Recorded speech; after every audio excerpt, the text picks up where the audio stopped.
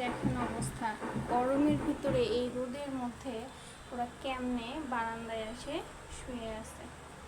এই তোমাদের গরম লাগে না? হ্যাঁ, গরম লাগে না? রোদ না বারান্দায়, দেখেন কি পরিমাণ রোদ বাহিরে, আর ওরা এখানে কেমনে ঘুমায় আছে। আমি পুরা বাসা খুঁজে খুঁজে পাচ্ছিলাম না, পরে এসে দেখি বান্দারা হচ্ছে এখানে শুয়ে আছে। আর পুলু যে কোথায় জানি না, পুলু ও খুব বেশি বারান্দায় থাকে না। আর এই যে এখানে আরেকজন মাতব্বরি করতেছে, ফ্যানের তার নিয়ে খেলতেছে। বাইরে কিন্তু প্রচুর রোদ। আচ্ছা, অনেকেই বলেছেন যে হচ্ছে এই আমার বারান্দায় এভাবে ঘেরা কেন। আসলে ধরতে গেলে এটা হচ্ছে ক্যাট প্রুফ, মানে ওরা যেন বাহিরে চলে যেতে না পারে, সেই জন্য আমি আমার পুরো বারান্দাটা কিন্তু এইভাবে ঘিরে নিয়েছি, যেন ওরা বাহিরে চলে যেতে না পারে।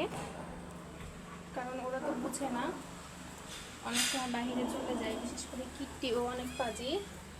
ও দরজা জানালে একটু খোলা পেলেই এই যে বাহিরে, আমার এখানে কিন্তু এটা গাছ লাগানোর একটু জায়গা, কিন্তু আমি কিট্টির জন্য কিছুই করতে পারি না। এই যে এভাবে পুরো বারান্দা গ্রিল কিন্তু আমার এভাবে ঘেরা, যেন ওরা বাইরে যেতে না পারে। এই যে ওরা উঠেছে, এখন